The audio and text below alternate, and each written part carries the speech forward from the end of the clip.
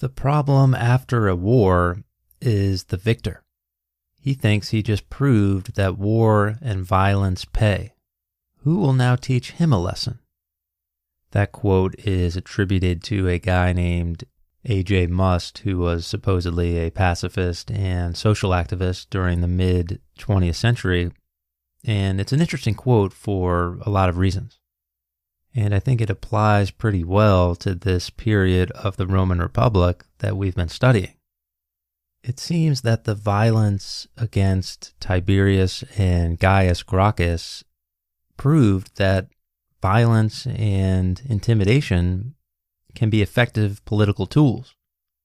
Ultimately, the Senate and certain political elites, in their opinion, had no choice but to resort to that violence, and in the opinion of the populares or the lower classes or the people that were affected by it, they would say that they used political reasons to justify violence. But either way you slice it, the lid was now off, and people in Rome, and particularly ambitious politicians, now realized violence can be a tool to help you achieve wealth or glory or political office or whatever it is you desire. The other problem that quote addresses is what happens when someone achieves power with violence? How do you tell that person or that institution that you want to make changes or remove them from power or do whatever it is you need to do without them?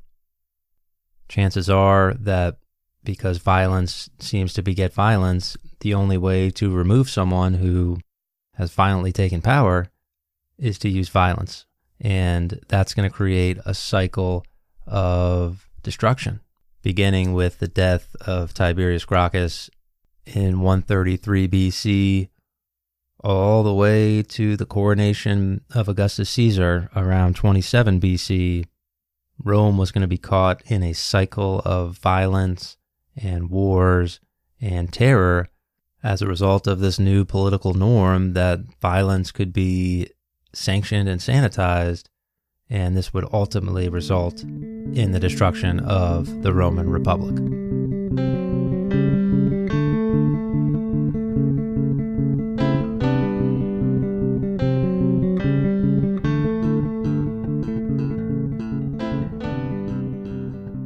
According to Edward J. Watts, Roman historian, it wasn't just the fact that the Gracchi brothers were proposing land reforms and wealth redistribution in a way that benefited their political base. There was also other reasons that people supported the Gracchi and the memory of the Gracchi brothers. Here's what he says, quote, "The true appeal of Tiberius and Gaius lay in what their attacks on the wealthy and well-placed symbolized.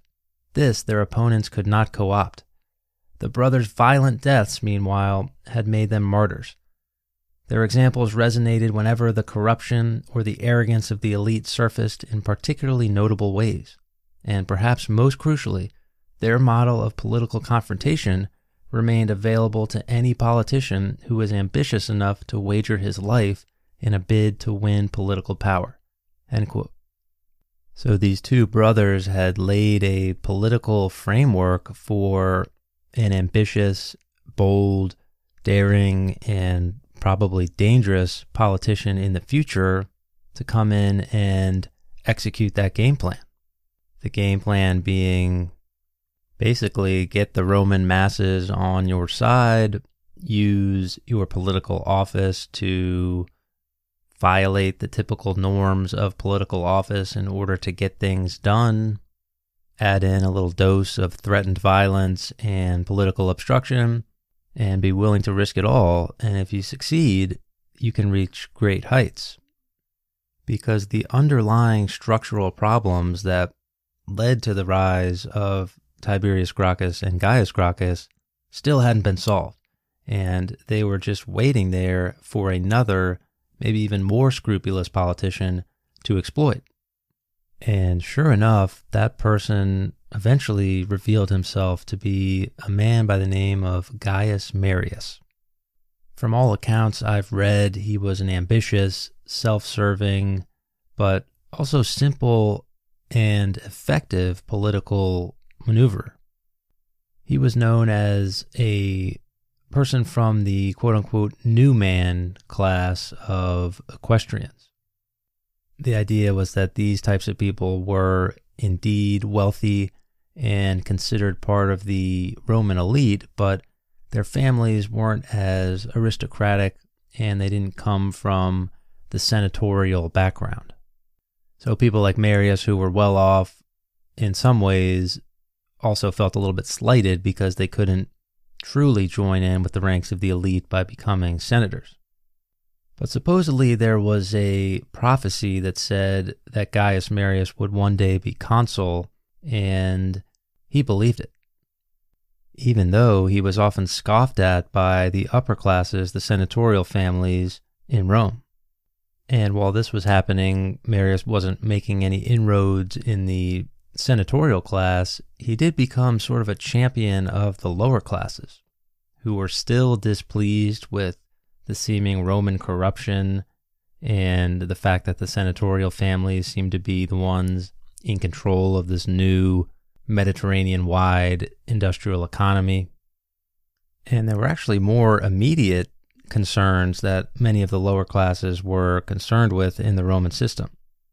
There was corruption in the justice system, plenty of that to go around. The fact that senators could seemingly only be tried by other senators, which often led to people looking the other way and corruption being a norm rather than an exception. Foreign policy-wise, there was sort of a power struggle in northern Africa. A North African leader by the name of Jugurtha ended up disobeying some Roman orders, kind of seizing control of one of these territories in North Africa, slaughtering some Romans as some sort of collateral damage. These people were caught in this crossfire of this power struggle between Rome and this guy Jugurtha. Many of the people's assemblies in Rome seemed to be outraged. There was sort of a sense that there's this corruption going on where perhaps this Jugurtha guy is bribing senators. Maybe there's backroom deals going on. They're governing foreign policy. And what you're seeing is some of these downstream effects of these foreign wars that Rome is involved with. Now, with that background established, here's historian Mike Duncan kind of just summarizing Gaius Marius. Quote, "Though later denigrated as a man of rustic birth, rough and uncouth, and austere in his life, Marius was in fact the son of a respected equestrian family, raised in comfort and privilege. But though he was the well-educated son of a prosperous family, Roman politics in the 2nd century seemed designed to make a mockery of his ambitions. Marius was a novice Homo Italian, without sufficient ancestry or connections to dream of anything more than a respectable career in local government. But Marius wanted more than that. So upon completing his education, he took the only path to political prominence available to a relative outsider, service in the legions." End quote. I've heard other historians refer to Marius as the outsider, sort of a nickname that shows that he wasn't part of that senatorial elite. But at any rate, he gets involved in this sort of power struggle in North Africa. Marius had kind of risen up in the ranks, and he was one of the subordinates under the consul, sort of running military operations against this Jugurtha guy. Marius is continuously undermining this guy publicly and privately. He's sabotaging this guy, undercutting the faith of the public in this consul, and in a more general way, undercutting the faith of the public in the institutions of the Republic. Whether they were working or not, or whether this guy was succeeding or not, Marius didn't seem to care. He was going to get to power however it took, and if it meant trashing this guy in public or in private, that's what he was going to do. Ultimately, Marius campaigns on sort of being the guy that can solve these military problems. He goes out, he wins the consulship, and what he does next is interesting. He raises an army that includes many landless people. So he takes away the typical Roman property qualification that you needed to enter military service. So now instead of being someone who had to own property in order to go and fight in these wars, anybody really could do it, any Roman citizen. Many have pointed to this being a watershed moment because now it seems like instead of serving the Republic in order to protect your farm and your family, the opportunity is there for people to jump into these legions, and really the only reason they're doing it is in order to better themselves personally, get wealth, get some sort of land. A lot of times Marius would promise these people land. So the loyalty shifted away from service to the Republic towards loyalty to the general who is basically hiring you. The other thing that Marius was seeing was just the simple reality that it was getting more and more difficult to actually raise an army because of the economic developments that we've been talking about over the last couple of episodes. The size of the average farm was decreasing. A lot of the population was becoming landless and moving to Rome anyway. Large slave-owning farmers were swallowing up a lot of this land that had normally been controlled by Roman citizens. And Marius now really had the support of a lot of the poor people in Rome. And these people had a ton to gain, whether it be plunder, land, booty, whatever, but it was also a serious break from precedent. This was certainly a self-serving move for Marius, and it went against a lot of the Republican norms. So anyway, Marius goes out, he defeats this Jugurtha guy, he defeats some of these Germanic invaders that had been threatening from the north. He wins a bunch of consulships, and he seems really to have accomplished everything that he wanted to accomplish. That Roman ambition led him along a path that allowed him to do great things. The problem with Marius was that it never seemed to be enough. The other problem was that he had also put together a formula for self-serving politicians to basically undermine other people in the Republic, undermine your superiors, use personal attacks, and basically go the military route to power. Once achieving that power and serving out his terms in office, many politicians before him might have just stepped down, retired to their vacation homes on the coast and drank their wine and had their parties and had their fun, but not Gaius Marius. Historian Edward J. Watts says, quote, "He had proven himself, bettered the lot of his family, and given his descendants the standing to match his accomplishments if they were at all capable. He greedily wanted to remain at the center of Roman political life for as long as he could. This desire would perhaps have been understandable if, like Gaius Gracchus, Marius had authored a program of broad policy reforms that he wanted to implement. But Marius was not a reformer at heart. Though he backed reforms put forward by figures like Saturninus, and may even have genuinely thought some of them to be good ideas, in the end he did not advocate for any policy that did not benefit his political standing. Gaius Gracchus stood for a set of principles. Marius stood for Marius." End quote. I think that's a pretty good summary of Marius. Marius stood for Marius, and that's really the best way to look at this guy, in my opinion. By the way, Saturninus is one of these tribunes of the plebs who kind of follows in this Gaius and Tiberius Gracchus footstep type of deal, where he's using some of these dangerous political tools like violence and populism to try and get some of these land reform and wealth redistribution policies implemented. Anyway, back to Marius standing for Marius. A great example is that he actually put himself on a Roman coin with a picture of him during a triumph, and this is the first time an active public figure still in politics did this, and that really says it all. In the previous episode, we talked about how you could put yourself on coins now as a way to sort of have political advertising, political branding, almost like, Twitter or Instagram back in the day. This is something the Caesars would take advantage of much later in this story. And using tactics like this, Marius becomes consul yet again, and even though he's slowly becoming part of the establishment that he hated because it was always against him, he's now forced to team up with populist and violent politicians like that Saturninus guy we mentioned, who were using violence and gang warfare to get things done. A big reason Marius has to team up with these guys is that he promised his veterans land and wealth.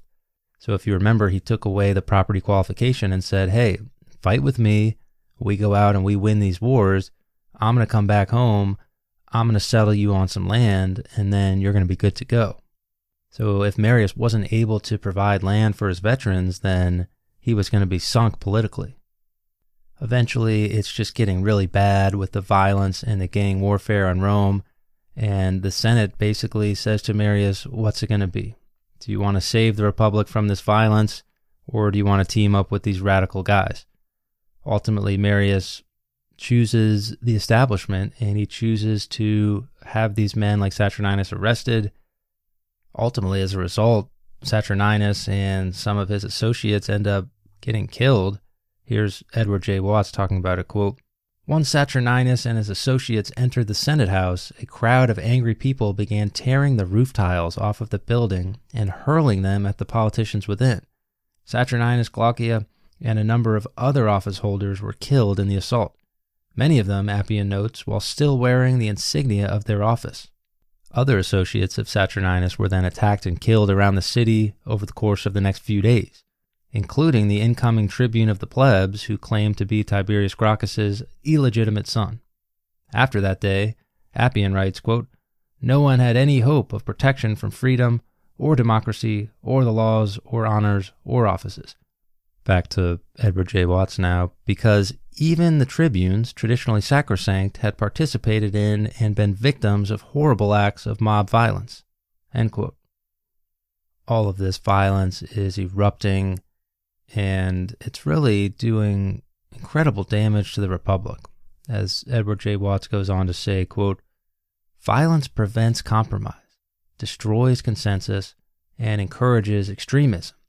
It is very hard to bargain away parts of an agenda for which followers have shed blood, but it is very easy to use such sacrifices to build still more enthusiasm for a radical cause." End quote. Again, once the violence has been normalized, then really the only way to combat it is more violence. At any rate, Marius had put himself in the position of being the outsider. He liked to think that he was the only person capable of fixing the dying and sick Republic, and ultimately he failed. He lost the support of the masses because he ended up going against that radical tribune and a lot of the lower class because the violence was just getting out of hand. The establishment never liked him anyway, and he basically has no choice but to retire from political life. But Marius being Marius, he's just waiting for the next opportunity, which is going to come soon enough.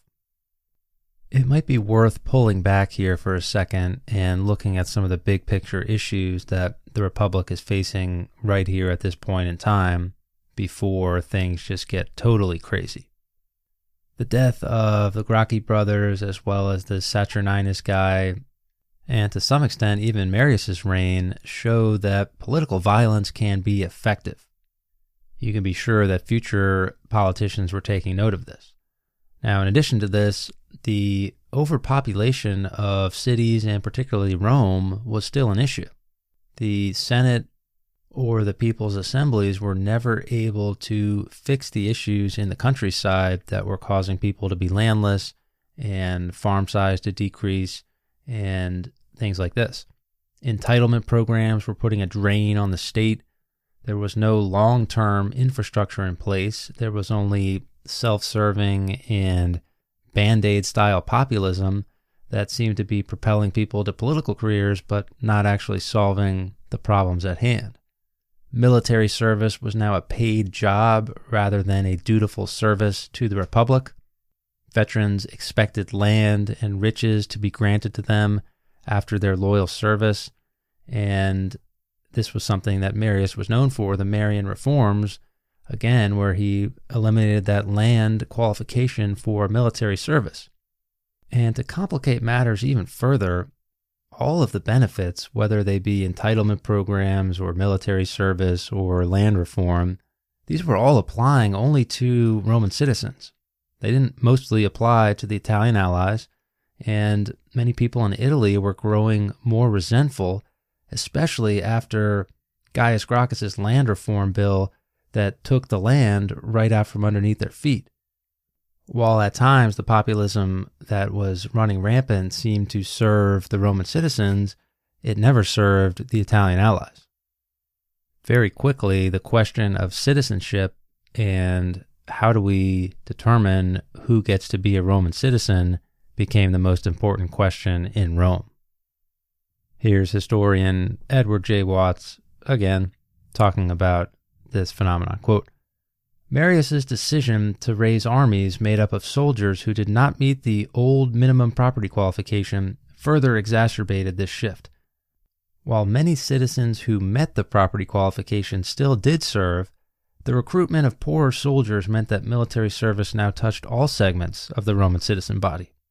But the military became a paid pursuit chosen by some rather than an obligation that all citizens shared. And after Marius's Roman veterans received land as a reward for their service, many Roman citizens began to expect the Republic to pay soldiers while they served and provide land to them upon their discharge. All of these developments made Roman citizenship an increasingly prized privilege. By the 90s BC, Roman citizens had the right to live in Rome, purchase subsidized grain, vote in the elections that chose magistrates, and participate in the political processes that shaped the Republic. As the Republic came to devote ever more resources to its citizens and continued to make policy that affected its Italian allies, the leading citizens of these allied towns and cities became ever more conscious of their lack of a direct voice in the Republic's decision-making. End quote. By the time around 90 BC rolls around, this is becoming a huge problem in Rome, and there aren't any great solutions, at least for the politicians in place at the time. Many self-serving tribunes continued to give away Italian allied land as a way to placate their political base, that poor landless Roman citizen, and get some of their own self-serving deals done. The Italian allies are continuing to freak out, and they're getting close to revolt. A couple of proposals are made to placate the Italian allies, including utilizing colonies more to settle people on that type of land instead of the land of the Italian allies. A tribune by the name of Livius Drusus actually proposes radically to expand citizenship to the Italian allies. Just boom, let them be citizens, problem solved. But ultimately, most Roman citizens couldn't accept being on equal terms with the Italian allies. Sure enough, Livius Drusus is assassinated, and the war is now on. Now, I did a series on the social war, I think it was episode 10 where it starts, a long time ago. So I'm going to kind of go through it briefly here. If you want more of the details, you can go back to that. But the social war was basically a Roman civil war over the Italian allies and their desire to become citizens of Rome. So some of these cities around Rome that had traditionally been allied with Rome revolted. It's sort of a bizarre war in that it's rare to see two sides going to war in order to unite themselves, but that was the goal of the Italian allies, was just to be a part of the Roman system.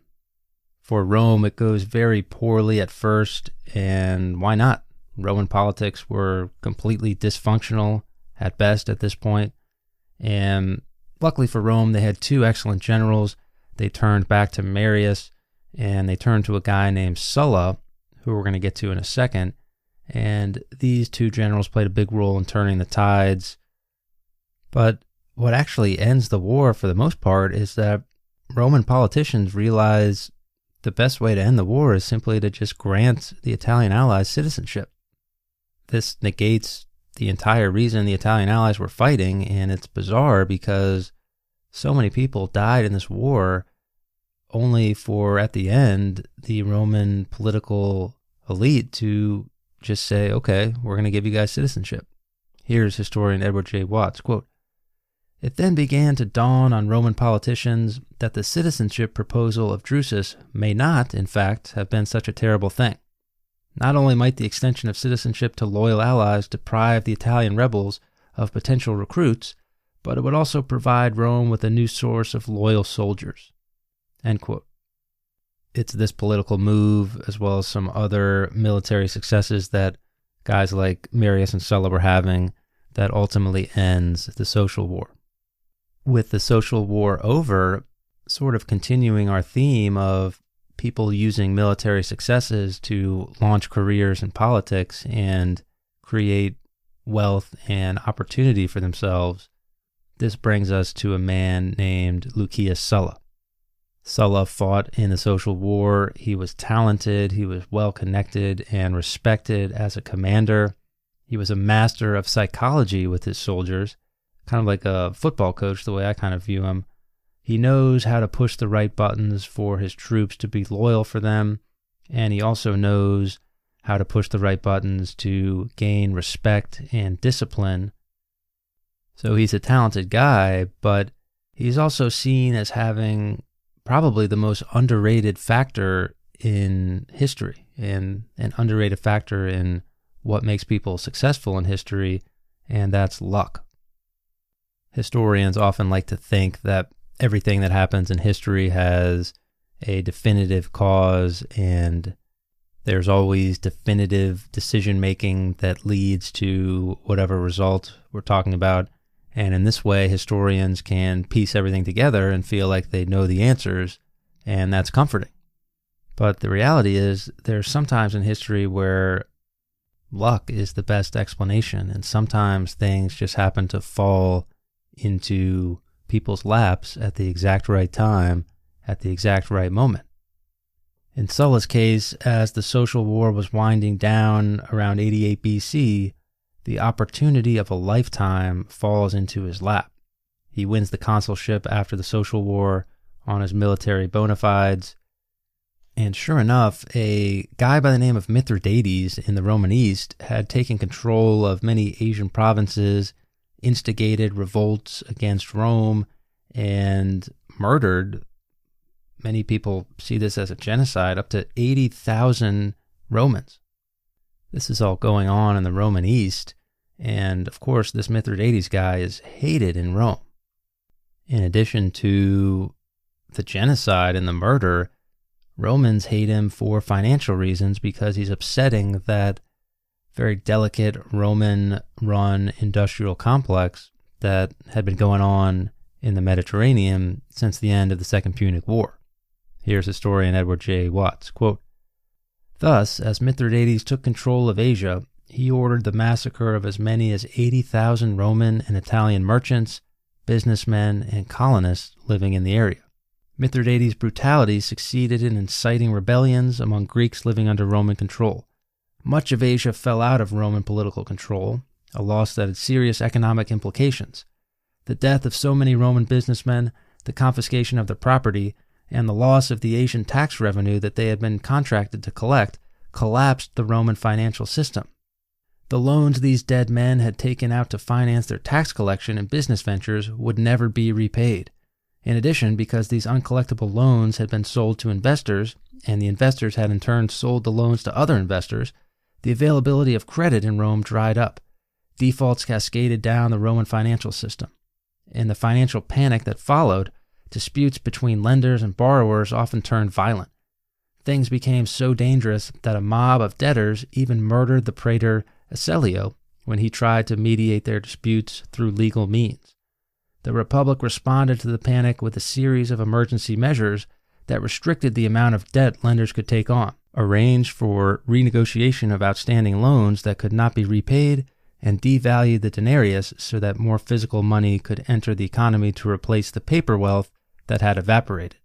It was Asian tax revenue that had funded the subsidized grain distributions in the city of Rome, and its loss imperiled this program on which many Romans depended for their survival." End quote. That sequence of events reminds you a little bit, it's almost like the ancient Roman version of the Great Depression, where you have all these financial factors suddenly plunging Rome into panic and chaos. So if you could go out and defeat this guy, you could get many, many, many Romans to love you. And defeating this guy could also give you riches on an unbelievable level.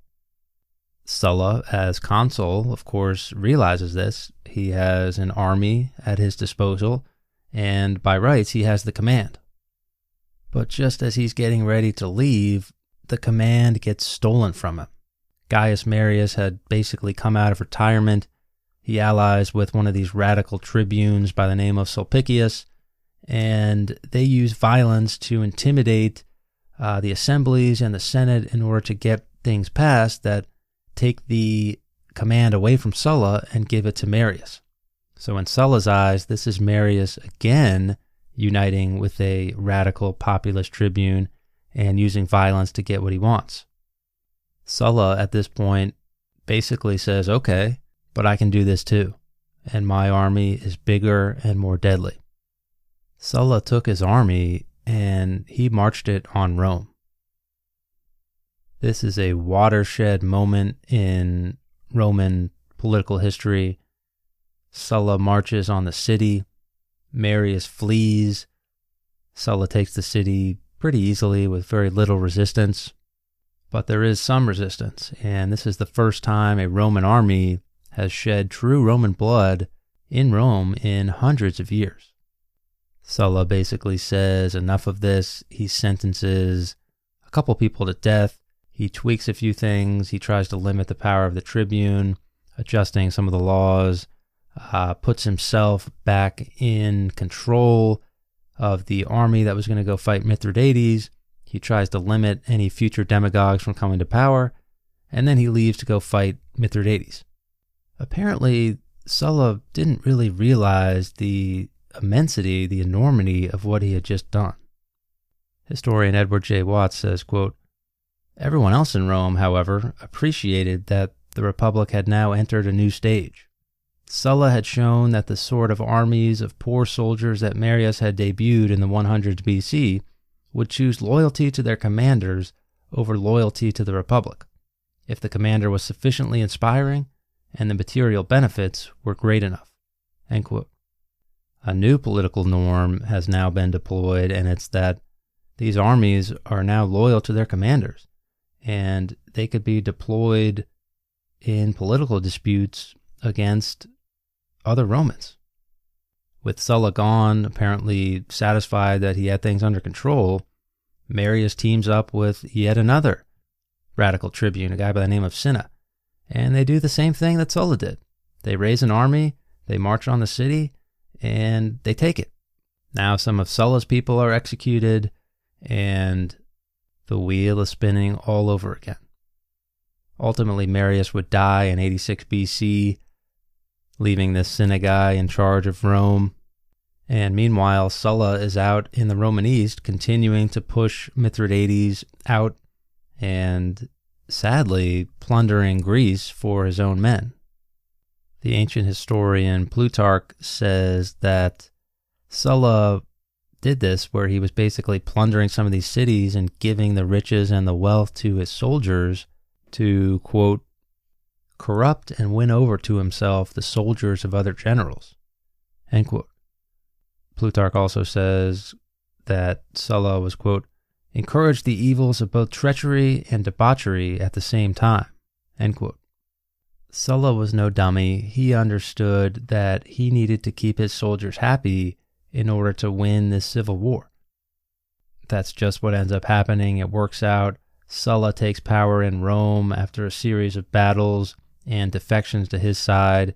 Sulla basically rules as dictator.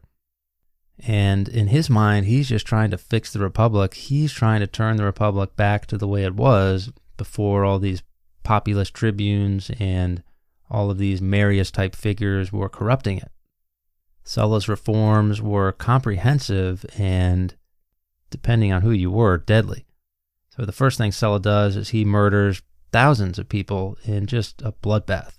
He puts names on a prescription list, offering a list of names and rewards to the people who brought him those people or killed them themselves. Sulla confiscated property from people who were allied to Marius or Cinna or Sulpicius or any of these tribunes that were, in his view, populist. Sulla had total control, and he remade the Republic as he saw fit. It's really unprecedented, the level of fear and terror that Sulla implemented.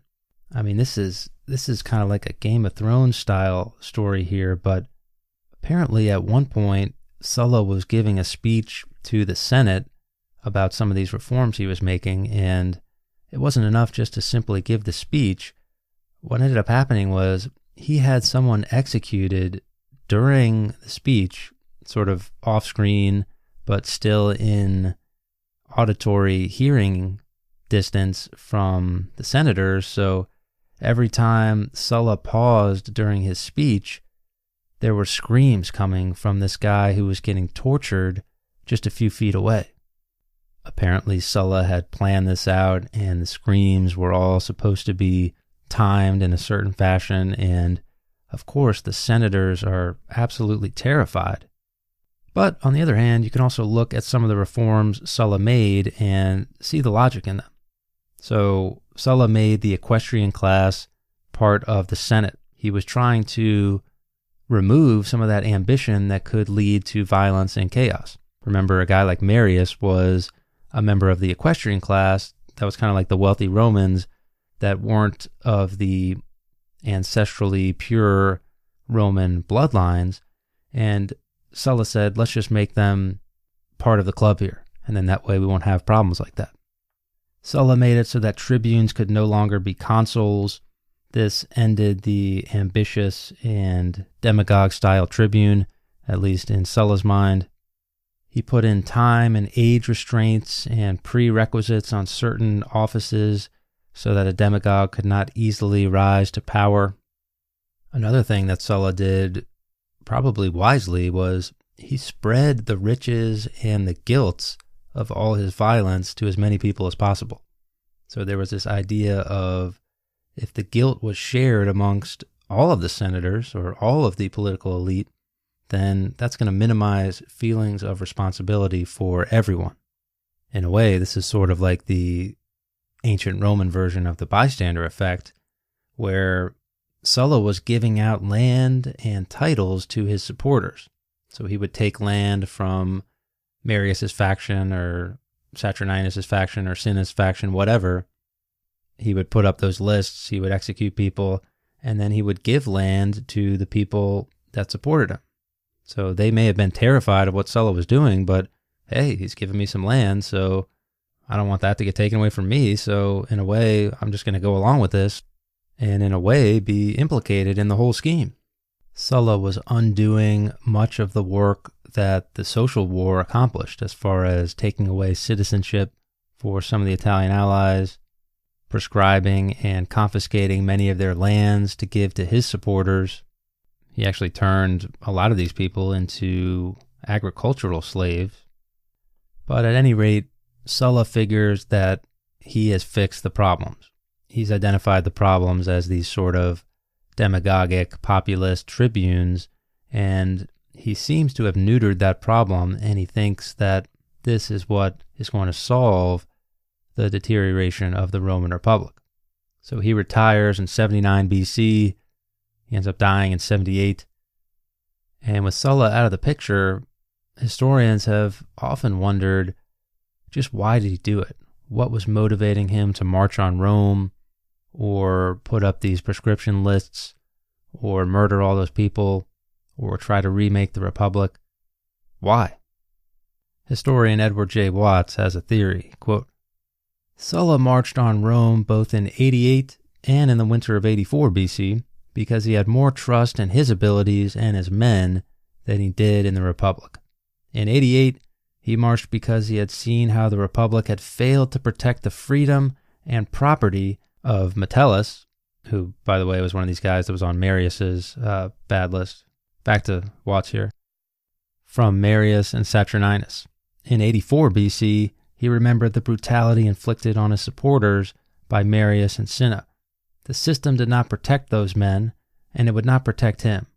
Sulla, whose good luck was legendary, instead bet that his army would give him security that the Republic could not. End quote. What was incredibly obvious at this point was that Politics was now a zero-sum game. There was no more compromise between Gaius Marius and Sulla. There was no working together between the Senate and the tribunes. There was no norms and customs that were traditionally upheld. This was a zero-sum game now, and if you were going to enter politics on the biggest stage, you better be ready to die. It reminds you of the legendary George R.R. Martin line, when you play the Game of Thrones, you either win or you die. There is no middle ground. The problem with Sulla and the reforms he made and this whole way of thinking, this zero-sum way of thinking, is that the reforms he made were unsustainable. The only thing that held them together was his presence and the threat of violence. After Sulla's death, it would be back to the same squabbling, the same violence, the same mismanagement, the same chaos that he supposedly fixed, except now it's worse. You still have arguments over citizenship, slavery, land distribution, grain distribution. Now there's battles over the role of the tribune and these people who were proscribed, and their land was taken away, and what do we do with that? And it's all made worse by the threat of violence and people who are going to intimidate Sulla in the future. With the role of the tribune basically neutered, there was going to be protests by plebs who felt they were no longer supported, represented, and had less power. Mob violence was going to be on the rise. Gang warfare never got solved. And it turns out that not even the great and lucky Sulla could solve the big picture problems that were contributing to the fall of the Roman Republic.